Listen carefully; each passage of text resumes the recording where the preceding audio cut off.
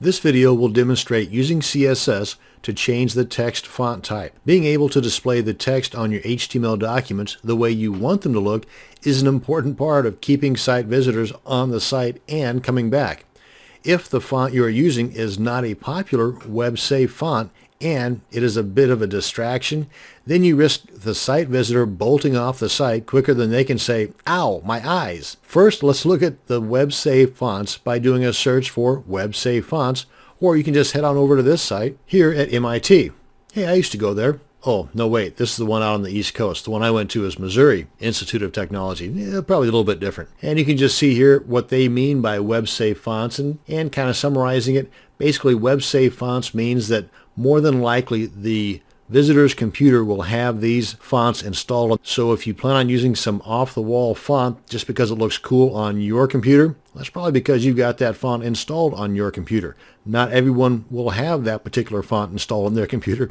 So to be safe, use a safe web font. Ideally, you should be looking at using sans serif fonts. A sans serif font is one that doesn't have serifs. That's because sans is French for without, and serif is the little squiggly or decorative flourish at the end of the strokes on the characters. Now, while these serif fonts will look pretty cool in print, they might not look so hot on web pages. Now that I've mentioned sans serif, I should also mention that there are two types of font families. Number one, the family name like Times or Arial or Impact, and two, the generic family names like serif or sans serif or monospace, fantasy, and cursive. When creating your font family inside your CSS syntax, you should list three different fonts. Start with the font you want, then a second and third font. These are called fallbacks, just in case the first choice is not installed on the viewer's computer. And always end with a generic family to let the browser pick a similar font in that generic family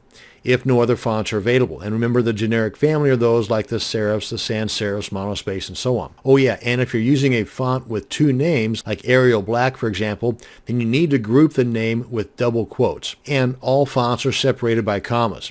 Okay, so let's go ahead and open up our editor and take a look at what I've been rambling on about. Now, I've got a basic HTML5 document here, and in the body section, I've got some content broken up with an H1 tag, H2 tag, and a couple of paragraphs here. And up here in the head section, I've got the styling for our font families. And this is what I was referring to here as far as having at least three different. The primary one, that's the font that I really want. But if that one's not available on that particular computer, then I've got Helvetica, and then the generic font family here, sans serif. So of these types of fonts, I would much rather have a sans serif than nothing at all. But I'd rather have Arial. And I've also added a class selector here that I added down here in the second paragraph for a different font family, showing you here how you should group together multiple names, or basically if your font name has white space in it, like for example this one does, then they should be grouped together using double quotes on either end. And all the fonts in this font family are separated by a comma. Now you see here I've only listed three. You can have as many as you want. And if the first one's not available, then the browser will look at the second one. If it's not available, then it'll look at the third one and the fourth one and so on. But again, you should always finish up or have the last font in your family selection to be a generic font. So let's see how this looks in the browser. Oh, and by the way, if it's not spelled out, like for example the H1 tag content and the H2 tag content, they're not defined up here in the style section. So these are just going to be the default fonts that are set in a particular browser. Depending upon how you have your browser set, then that's going to be the default font that's showed. Come on up here and we'll just see what this looks like inside of Komodo. And here we go. So these two here, the H1 and H2 tags that are not defined up here in the style section are just the plain default font that is set inside of this particular browser, that being Komodo. Where I have the styling at is in the paragraph right here, and this is Arial.